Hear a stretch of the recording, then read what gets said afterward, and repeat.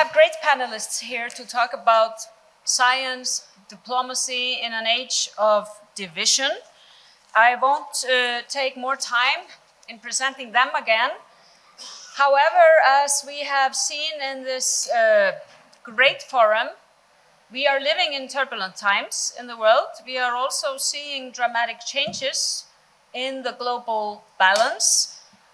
We are seeing more conflicts than we have seen since the end of Second World War. We are seeing more displaced people around the world with a record high of 120 million in last year. These displacements have many reasons, but the main ones are conflicts, climate crisis, and also human rights situation in different countries.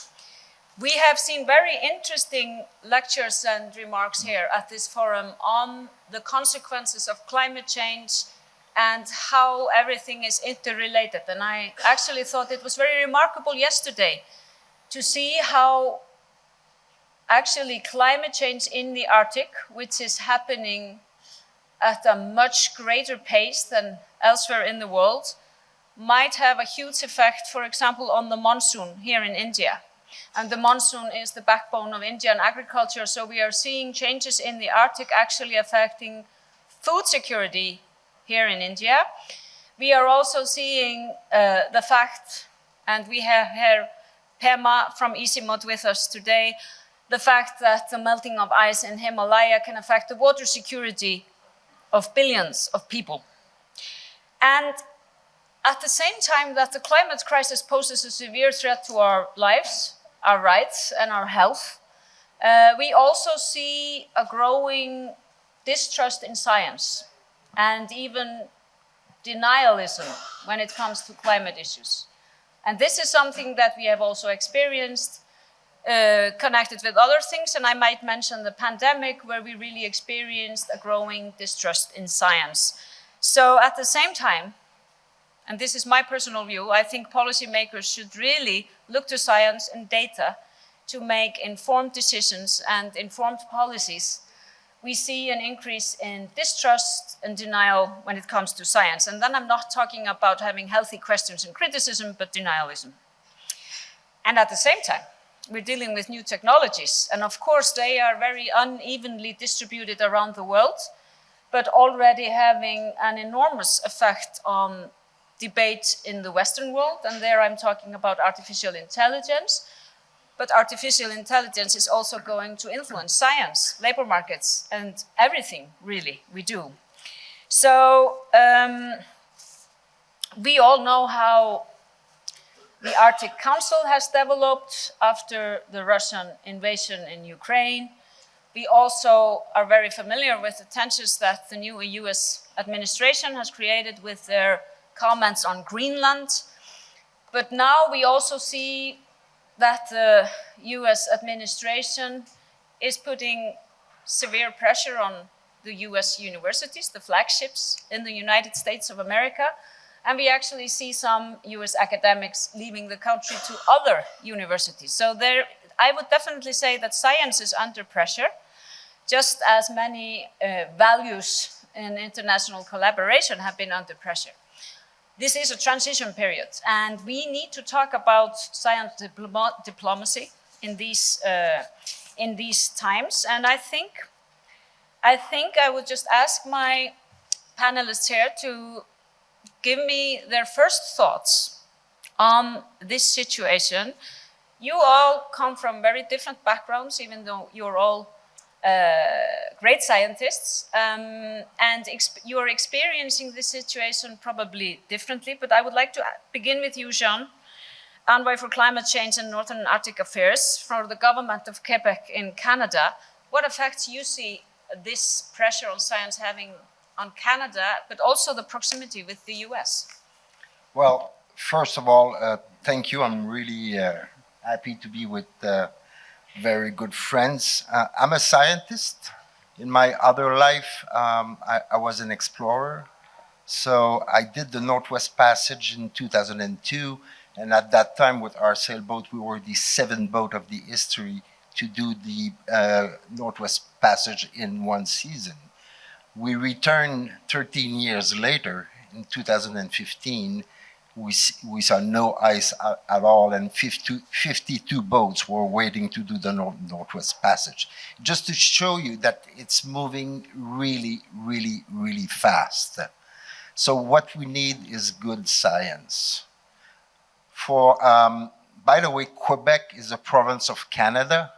Canada is not the 51st state of US. Canada is a country up north and will stay a country up north.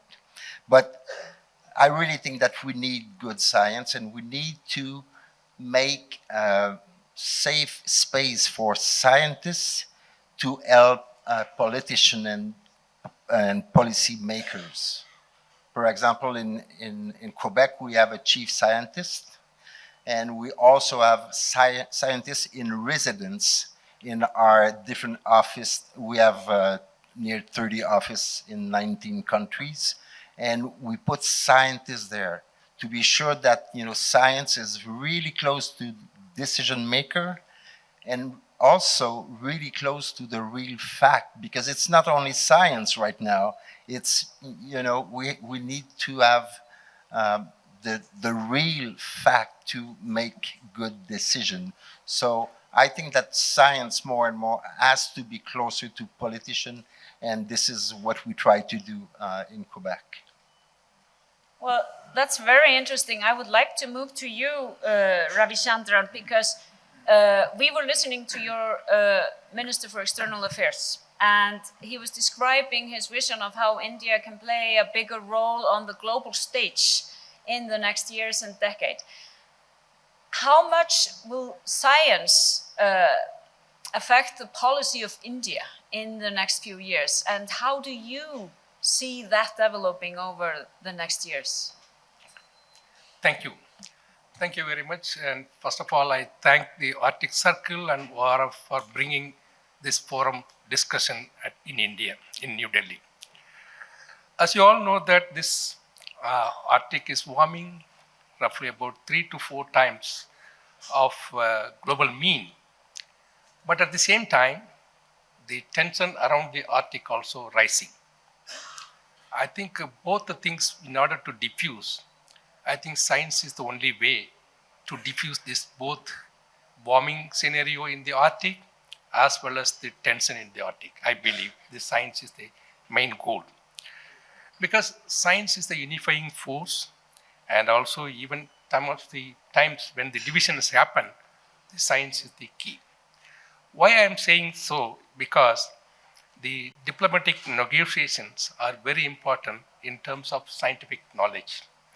You take it many things, either you take it about IPCC or COP or many of the Arctic Council working groups, all deals with the science. They make unification force. That's the main thing. And also you see that now the International Arctic Science Council and all other, maybe the scientific forum has to be activated, because many things are unknown in Arctic in terms of science. What we are predicting, what we are maybe forecasting, or what we are projecting the climate change is happening now, or sea ice or anything in the future, what we are predicting is not coming true in reality. What we observe is different. That means what we know is less than what we thought about. So for that, we need to have more and more observation in the Arctic, and more understanding in the Arctic, and more and more modeling and prediction and all other things we need to be keep in mind. For that, one nation, even Arctic states alone, or maybe even few countries together, we cannot take that much observation. Either you take in situ or space or anywhere, you have to go in a multilateral approach. So because Arctic is, whatever is impact is happening is not local, it is a global. Similarly, global partners has to come together to observe and understand the Arctic Ocean, so that we can think about what is the global common future scenario exists. That is more important. I would like to maybe add a question to that, because I mentioned earlier that India might be severely affected by climate change in the Arctic. I refer to food security, water security. Would you say that India's ambitions are connected to that, you could say, national threat, or are they more about taking more space on the global stage? So what is your view on that? As our minister said already, it is also threat in some way in terms of climate sense, because whatever is happening in Arctic sea ice reduction, the monsoon extremes are happening more, so we have a problem. Though the average rainfall over India during the monsoon remains same, but Arctic melting complicates our things in such a way that extremes are happening more. Some place more rain, some place less rain, so that we are encountering two problems instead of one problem. So this is number one. And also we are also having a feedback mechanism. Whenever there is a more extreme rainfall happening in India, the heat available in the atmosphere, it is all the way transported to the Arctic, thereby more melting is happening. So it is a feedback loop, It is a feedback loop in that process, so we are affected. And also Arctic also affected. Since Arctic is affected, entire global is affected. So that is why we need to understand, and we are more concerned about the Arctic because our food security depends on monsoon rainfall and others. So that is one of the reasons we want to understand more, we want to make things. So that's why we are making more and more global partner to understand the Arctic in better way. In India, polar program mostly governed by the science. By the science. Science is the main thing. We started not only in Arctic, in Antarctic. Even in Antarctic science, of course, the science is the currency for Antarctica. Similarly, I think it should be a currency for science, also currencies in the Arctic. Then only we can have a global working together, so that for global common, we can collectively work together in that aspect. Jan Gunnar, you talked about scientific collaboration yesterday in a panel with the Emirates. Are you worried about scientific collaboration in these times, since we see these geopolitical tensions happening around the world? Yes, I'm worried, and science has challenges today, climate change science and many other fields. And we have to stand up for science as a global community. I think I will come back to some of the challenging issues and problems. I will start on an optimistic note, if you may. And I describe the situation in Norway, where I see a space, and actually a new space for science diplomacy developing, and that is connected to security. We have had white papers every week this year, and all of them have a red thread, and it's about security. Even in my sector, research, there was a recent white paper on research systems, and a large part of that white paper was about security. And we are actually changing fundamentally the way of thinking of research in Norway. We will open up a new portfolio or a new program in the Research Council devoted for dual use. That has never happened before in Norway. So it's still not the majority of the research, of course, and research need to be independent and follow all the values that research should. But it will be a 12th portfolio in the Research Council, opening up for research that the idea is that the defense sector and also the civil society meets and will actually produce classified information, know-how. So the knowledge preparedness or science preparedness is a very, very important topic going on in the national debate. At the same time, we have an excellent research institute, Defense Research Institute, located in the south, like many of the institutions in Norway. It's a uniform decision in the parliament that they will open a branch in the north. So they will come to the north, where most important theater for potential conflicts. And my own university, we spent quite a lot of energy and time in the leadership meeting up with many disciplines and branches of the military and the defense sector to investigate if we as a university can offer some educational programs or research, so the society as such is using the resources in an optimal way. So it doesn't make much sense if you are developing a defense medicine educational program and we have the same, and some of these are identical. So we are looking for the opportunities to join forces. So this is a new space for science diplomacy nationally, and I will shorter make a comment about what's going on also on the what we call the North Calotte, which is northern Sweden, northern Finland, and northern Norway. We have an alliance among 6 universities, two in Finland, 2 in Sweden, and 2 in Norway, that was invented 10 years ago. It was a typical mobility of staff and students and some kind of projects going on. Now we extended this to what we call the Arctic 6 Extended. And one work stream here is about security. So last Monday we held the first Arctic Security Conference ever. So we really engage.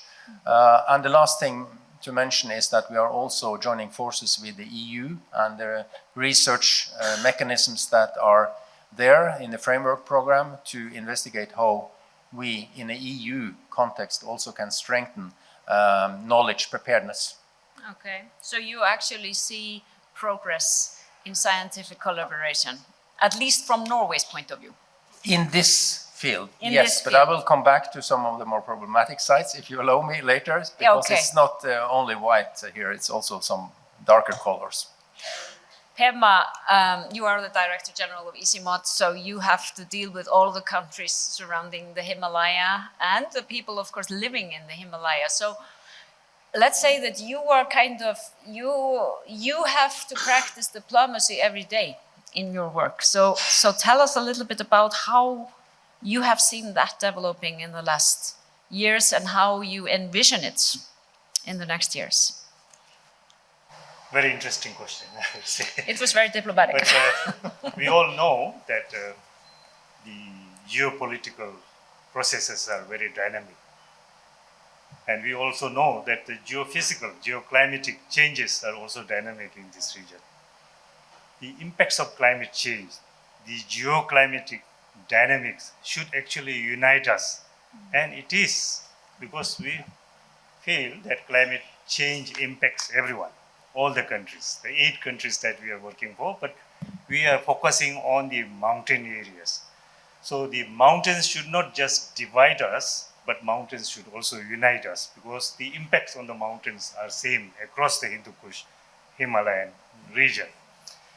But given that the geopolitical processes are not always in favor of coming together and working together, we should not use this as an excuse for not cooperating, not coming together.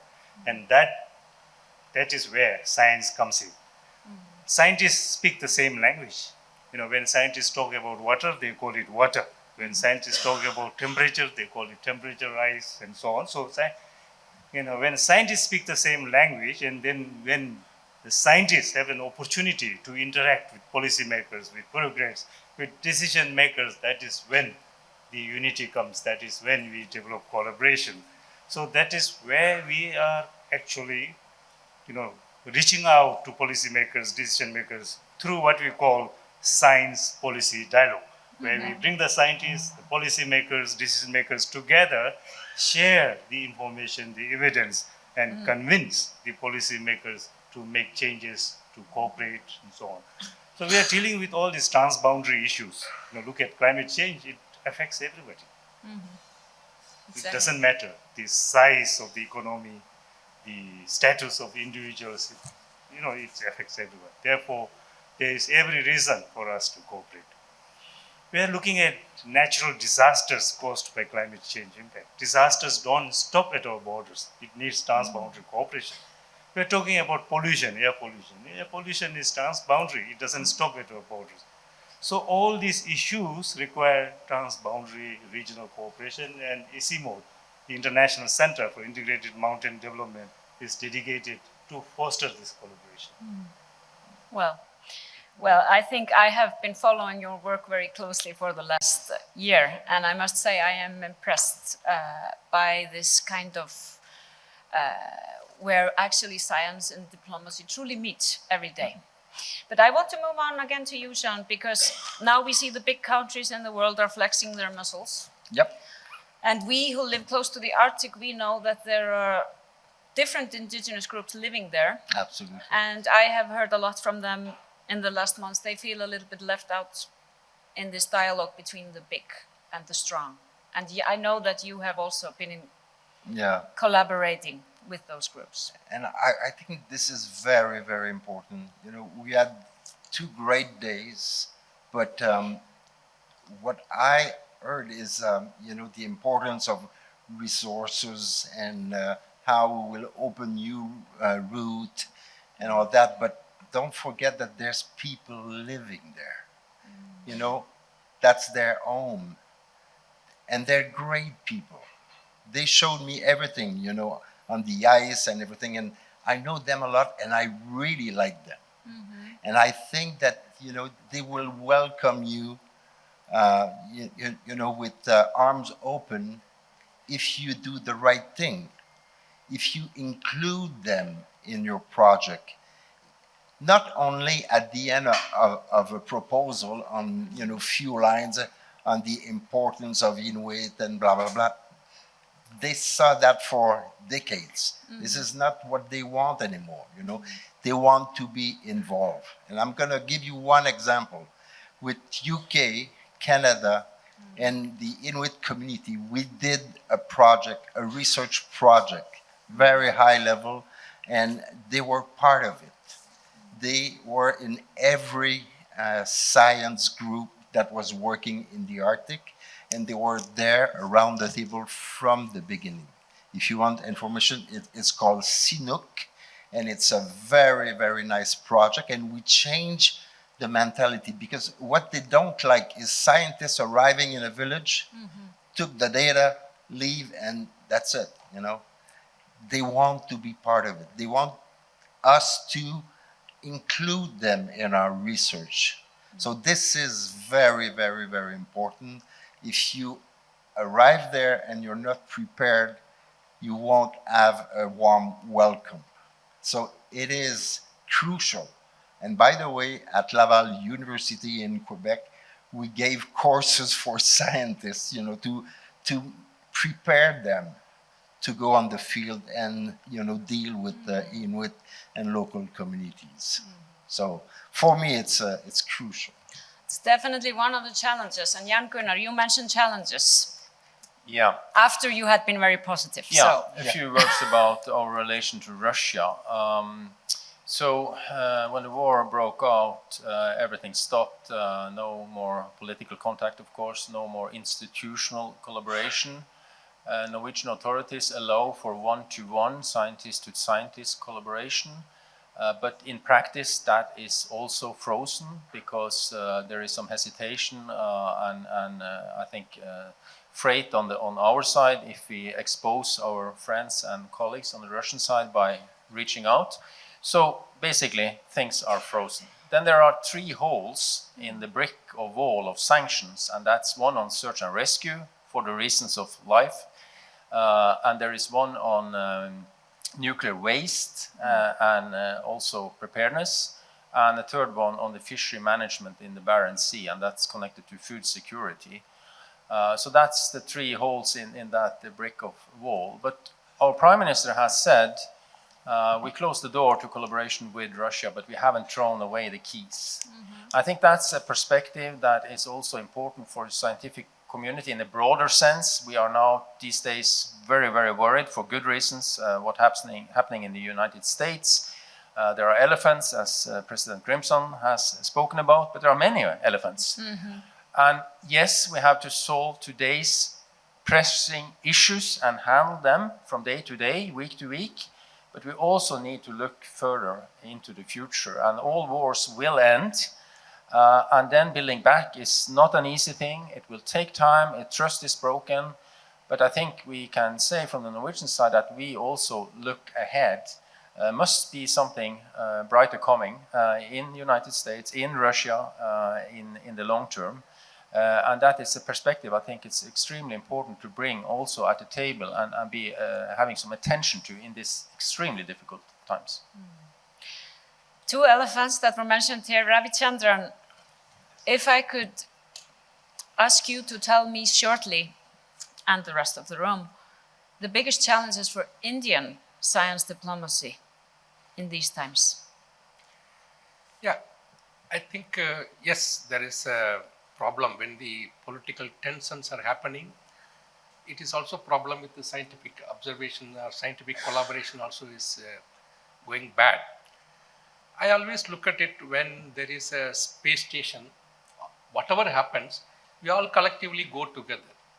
Either you Russia or US or any other country. But when it comes to Arctic, why we are stopping? We should follow that. That is what I am advocating. We are advocating that. I think whatever the tensions are happening in political, I am again advocating that science, there is no barrier. I think we need to go on. Even Antarctica, there is no much, what is called, whatever the collaboration, we continue. But I think a similar way in Arctic also, I think it is imperative that we need to collaborate and cooperate in science so that we trust between the partners, so that we can collectively work on science aspect. And finally, we look at it a global common, and it is a good for Arctic region as well.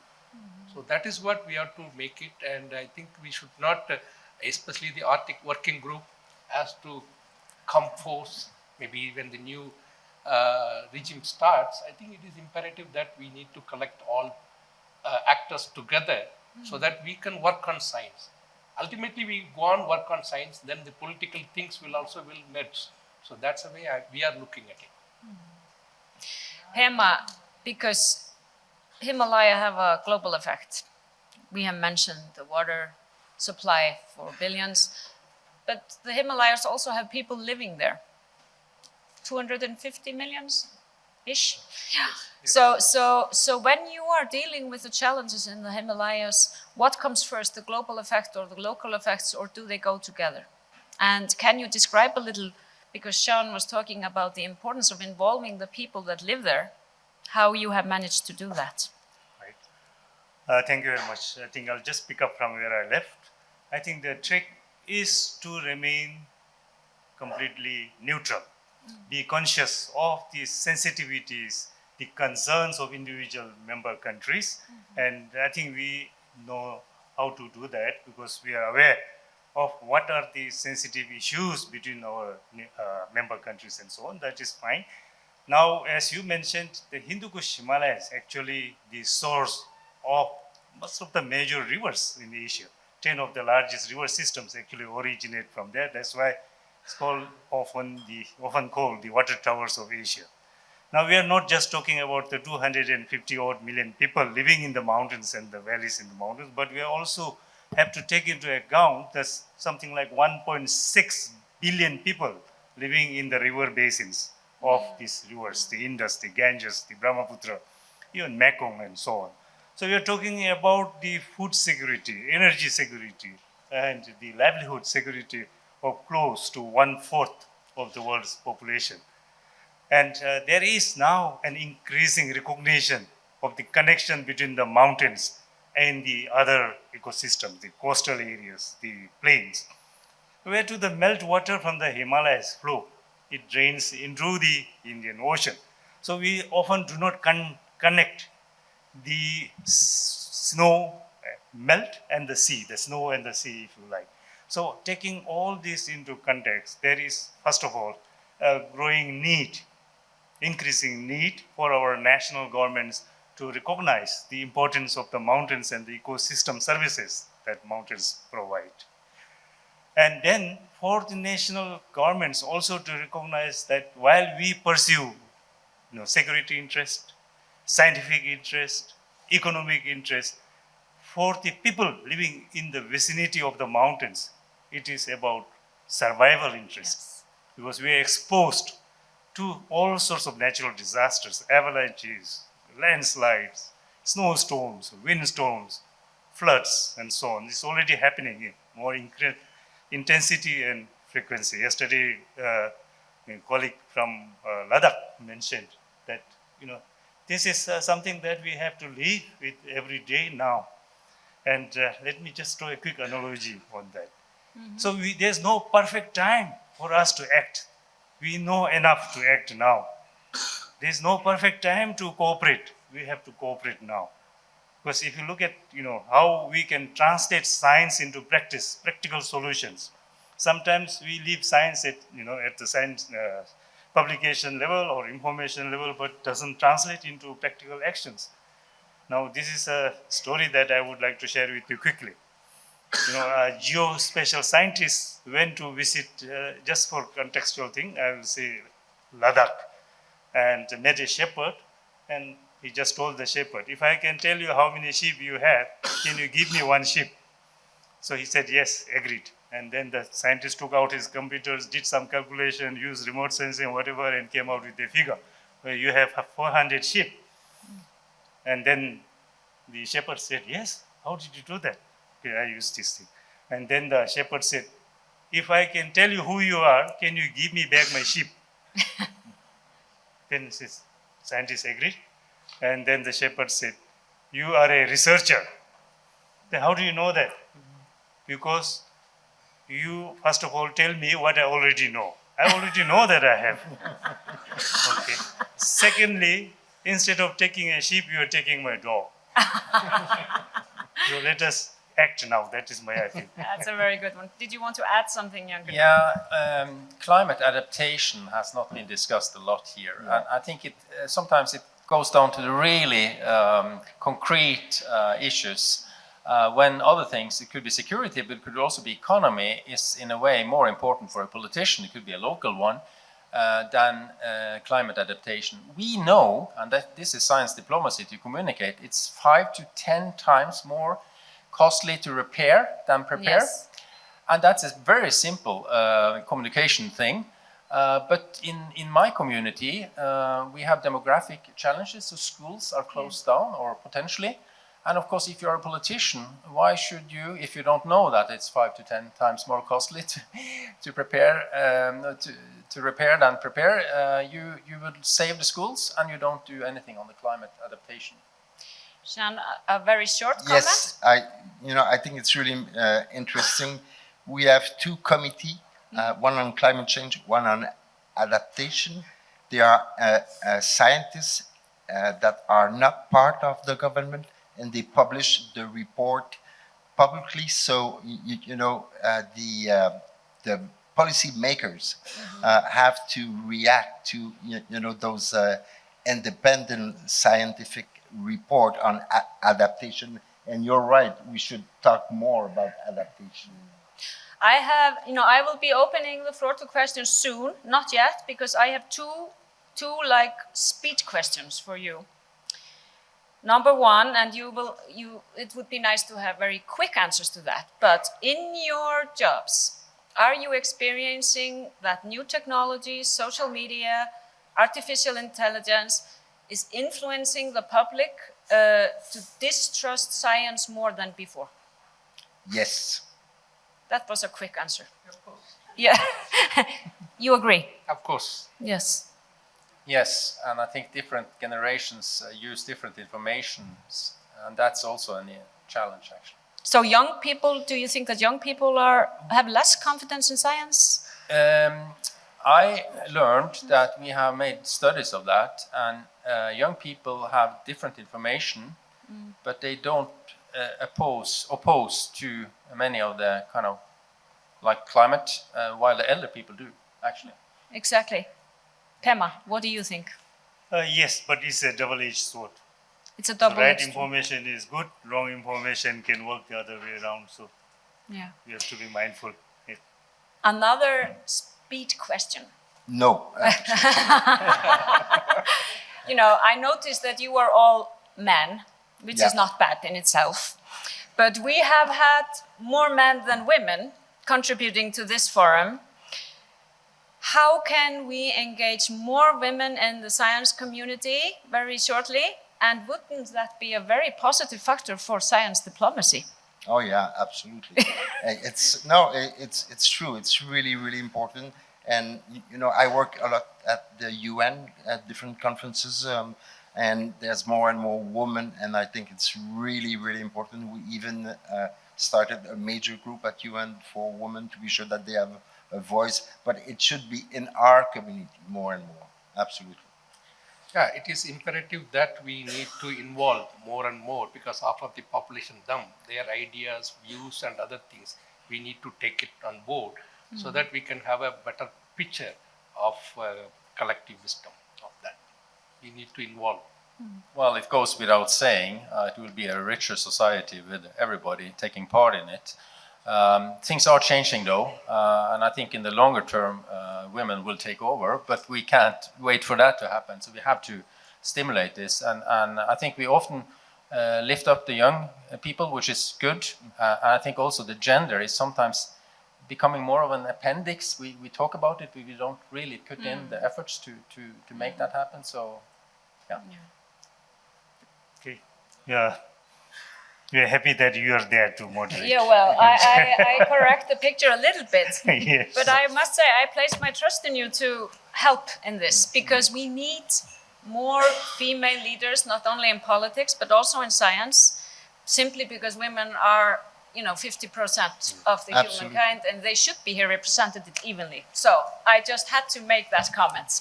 But now I'm going to open up the floor, and I already see loads of hands there. Oh my God. And I ask you to speak loud and clearly, and there are some microphones on the way, I hope. Yes, they are there.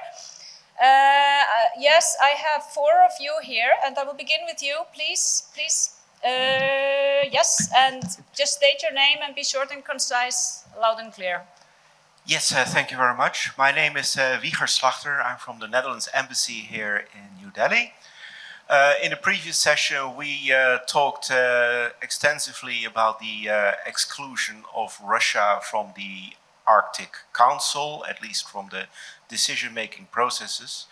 It was also mentioned that Russia is a very important polar nation controlling around half of the Arctic region. So the exclusion of Russia means that there is limited or no access to scientific data from Russia for their part of the Arctic.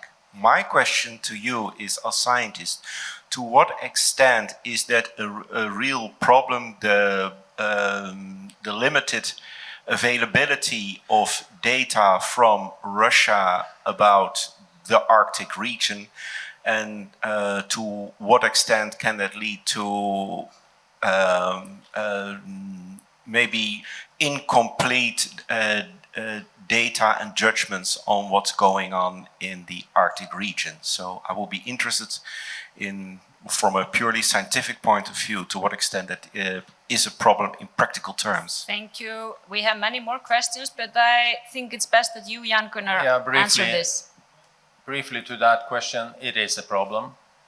And the reason is also that we interrupt long-time data series, which are critical for understanding climate variation and what's natural and anthropogenic and so on. So the longer we miss information data from Russia, the worse it gets. So we are very concerned. We can some way compensate by having more intensive satellite observations, but that's mostly for the surface or near surface. So for the oceans, for example, we miss a lot of data, and permafrost thawing is one of the elephants in the room, so to speak. So I'm going to pass the floor to you, please. My name is Ram from Polar Educators International. I don't have a question per se, but just a suggestion from my friends from the indigenous community in Arctic Canada and Greenland. One is that there's a very strong voice that there cannot be sustainable development without the people being involved, in the sense of having the philosophy back in the PhD, and to a great extent having humanities and social science when we mention sciences as well. One thing that I completely concur is a lot of the Arctic is more like Ladakh and Upper Mustang in Nepal. Dry toilets, no running water, partial electricity, one run, $2,500 flight to Ottawa to get supplies, possibly no food, Sinuk, as you mentioned, or Inuit Nunangat, it's about living off the land, off the ice, off the sea, and water. And it's very important for us to acknowledge that. And my only submission to organizations in India is that when we study science, I think it's important to collaborate with the communities there. Otherwise, it's a very myopic understanding of the Arctic. That's the point that I had to make. Thank you for your point. Not exactly a question. Would you like to comment on that? Basically, we mean science means it is not only physical science or this one, it is also social science and political science together. That's what science diplomacy. Yeah. And in the age of new technologies, we also need to study humanity and not only technology. But I think you are next, and then you. So please, yes. Hello. My name is Anand Sharma, and I'm a weatherman. My question to the panel is there a plan by Arctic Circle to initiate a cooperative research institute like CERN to upgrade research and science in Arctic region? That's one. Second is, we have learned through all this discussion, there are threats, there are opportunities. If we ask this panel, if you have to give marks out of 10, how much marks you will give to threats or to opportunity? Okay. Thank you. How much? So how do you balance threats or opportunities? Do the threats seem bigger than the opportunities when we look at the Arctic? Concerning the Arctic Circle Assembly and the Polar Dialogue, of course, we aim to facilitate and really increase scientific dialogue and scientific collaboration, but also the dialogue between scientists and policymakers, which is maybe what we need the most now. But a little bit on the threats and opportunities. Lots of opportunities, some scientists, because one thing is sure, with the US position right now with the Trump administration, we should not punish the scientists. We are, a family working in the north, and some of our friends are in trouble, so we have to help them. So we welcome them in our Canadian University and Quebec University with pleasure. But there's lots of opportunities. There's also a new solidarity between the others that I can feel, and this is very, very important. And I think that this is what we will see in science in the Arctic. Please. Yeah. From India's perspective, I can see that threats about 40% because of monsoon and sea level rise. These are the two things threat. When you talk about opportunities, of course, it is ship routing as well as resources, both living and non-living resources. The opportunities are huge. So I would put 40-60. Okay, we have a number here. Jan Gunnar. I regard the threats more dominant than the opportunities. We are in a hybrid situation with conflicts going on. If it would evolve into something similar to war, climate and environment and all these things that we are really engaged in will really be losing grounds. So we need to make that not happen. Otherwise, we really have a problem. But I think it's a lot of threats around in the short term. And Pema, to conclude this one. They really struggle to put a figure around that. But depending on the optic, I think you can either say 10%, 10 out of 10 for threats or 10 out of 10 for opportunities. So it really depends on how you look at the perspectives. Yes, exactly. We had one question here, and we have time for some other questions. I see two hands there, so please, but you are next. I'm Shalogna here. I'm from SAGA, Science and Geopolitics of Arctic and Antarctic. We have a think tank and are working for quite 15 years now. The question is, so we have AI, you mentioned AI, and we have expensive science because, we need to, for example, like things like permafrost, you need to be on ground to see a lot of variables. Why are we not looking at citizen science? So if we promote citizen science with AI, like the way you have in Fiji and Indonesia, they've done with floodwaters, you can monitor the floodwater and then you have alert systems through citizen science. Then you have this walrus from satellites, which is, I tried to log in, but it didn't happen. But you can count the number of walruses. And in this, I want to know about the NGOs' roles. Can NGOs educate citizens to partner with scientists to do scientific work? Thank you. Citizen science and the collaboration of scientists and NGOs, and then we will have two more from the back. But first, answer this one. So you want to start, Ramachan? Yeah, I think since we are talking about half of the Arctic is data sparse, I think the citizen science, especially if it comes more, because as you pointed out, the long-term data is what is called, it is lagging now. So I think some of the data, maybe apart from remote sensing and other data sets, maybe citizen science data from other parts of this Arctic, maybe definitely it will be valuable. From that we can use various tools and get more information. Yes. Yeah, very briefly, I think citizen science is important, and engagement as such among the general public.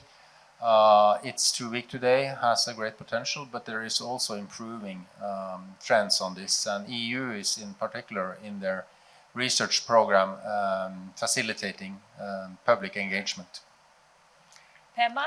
Yes, I totally agree. I went on a field trip to a glaciated area, and then the local communities were saying, "Oh, easy moth has been going up there and is contributing to the glacial melt," and that shows that we need to involve the local communities. We need to get the citizens involved. So now we are making a conscious effort to ensure that the citizens are involved, not only in understanding about what glacial melt or the scientific purpose is, but also in the process itself. So, point well taken. Thank you. And Sean, So finally. important, and also one thing that we didn't discuss is the pressure coming from the civil society, the NGO, on politicians. And if we can take 10 seconds, I would like to ask a former politician, how is the impact of the public pressure on your decision? I'm asking the question now. Well, that's a good question and a short answer. No, two things I would like to say, because I think, of course, and that's why I think it's so important for the scientists not just to talk between themselves, but talk to the public, because of course politicians listen to the public. Yeah. And what was worrying me, not least after the pandemic, was the fact that so much disinformation and misinformation was going on that it was a really tough job to stay on message and listen to science and data. The other thing that I would like to mention concerning citizen science is the fact that in my home country, Iceland, we have actually a lot of data on weather and natural phenomena back to the centuries, because every farmer that could wrote a diary. What happened to the moon today? How was the weather? It was snowing in June. So we have extraordinary data because everybody really was participating. And that's why we are still obsessed about weather today in Iceland. But I had two questions in the back. And yes, please, you are here. Yes, please. And we will finish with those two questions because the time is getting short. I have two questions. First, what is the way out to control the military budget invested in the Arctic by superpowers? And how we are thinking to restore the marine life when we are depleting the resources with a faster and faster rate? And one question is for my Quebec expert. So, sir, two of our Canadian Prime Minister, first Sylvia Trudeau and Justin Trudeau, both have highlighted the Arctic politics in their whole foreign policy. And Arctic was a reason for that hotline between Canada and America was also being shut down for a while when he proposed the Canadian Arctic Water Pollution Prevention Act in 1969. So how do you think why, because Quebec has a very little share in the Canadian Arctic, then why it is so important for the Quebec Prime Minister for the Quebec, they are highlighting the Arctic sovereignty for a greater height, and it is a very important, it was the top listed priority by Justin Trudeau. Thank you. And I think I will take the other question also now, so you can actually close and answer. So please, you were there, you were the one. I'm sorry, but we can't have time for, this is the last question. Thank you to the entire panel. I am Shantan Bandyopadhyay, a junior research fellow of Jawaharlal Nehru University, New Delhi. My question is to the forum that, sir, when we see the climate, for the climate change, we see the Arctic Circle, the entire climate, there is melting of glaciers, and there, we see that northern sea route is opening up. So, will it be difficult for countries like India, where you have limited resources, so to have a development versus environment debate? Because when we try to do sustainable development and you have limited resources, you always have to choose between limited resources, so it will be very difficult for countries like India. And the second question is, sir, you have to be very quick now. Yes, sir, very quick. As you are in the government, so does India has any policy of opening up a climate change envoy position or an Arctic envoy position in the near or medium future? Thank you. Now, I will give you each 1 minute because lunch is waiting. It was on militarization, it was on Canada, and it was also on India and the limited resources. So, minute from each and every one of you. I love the accent, really, but I didn't understand the question. But I really love the accent. It was on increased militarization and also the role of Canada, and there I did not quite also follow because I'm not familiar enough with the history when it comes to the Arctic. Okay. So something on militarization maybe in the Arctic? Well, we're not involved really in, but we are really involved though with icebreaker. So this is something that we will really look, very closely with our friend from Finland now that it's a Quebecers who owns the shipyard. So we will work really closely on that, for defense, of course, but for science also. But are you worried about increased militarization? Oh, yeah. Well, of course we are. And, from what we heard, the Trump administration said that border are just a line, which is, word, of course. So, but I think also it's very important to protest when we hear those things, and we need everybody together to protest against, those moving lines for border or invasion of Greenland, or we have to stay together. Ravichandran, the limited resources of India to move on to the energy transition, etc. Yeah, actually, not energy transition alone, but also we are looking at the climate change perspective, as mentioned about. Definitely, we are more worried about what is the changes happening, and we are making more resources, scientific research actions, not only in the observations as well as modeling and various aspects. With all the countries together, we are trying to understand the process, what is happening, so that we can have mitigation or any other things in place. Should we use all those resources in the Arctic? Yeah, marine environment maybe. Try to answer that one. Yes, there are reasons to be worried about the marine environment, but having said that, I will also say that the world really have put the oceans, including the marine environment, on top of their agenda. It's on the G7 meeting, it's in the UN, it was in the Danish chairship with biodiversity, climate and ocean. And I would also like to point to this high-level panel for a sustainable ocean economy, which like-minded 18 states have come together. And they have made very, very clear actions that they would like to take to have a balance between value creation and also protecting the environment. So many things, good things are going on actually on that area. And Pema, you get the last words here. Yes, I'll just take this opportunity to thank President Grimson and the Arctic Circle, your team, for taking us on this journey. Actually, I accompanied the Arctic Circle Assembly since 2013. So I think this exchange of experiences, learnings have really helped us also to look at how we can negotiate the complex process here. So we looked at the governance system, the structures, the processes, and see how we can adapt it to the Hindu Kush Himalayan region. So thank you very much. And I think this has also facilitated the development of partnerships. So, out of the Arctic Circle, Japan and I think in the Reykjavik thing. We have developed also now a collaborative program with the Ocean Policy Research Institute of Japan through Sasakawa Foundation. And I hope that this will create further opportunities for building that kind of partnership. Finally, on behalf of ICIMOD, I would like to thank the government of India for the continued leadership and ownership in dealing with the complex situations that we have related to climate change and so on. Thank you. Thank you all, dear panelists. Let's give them a good applause.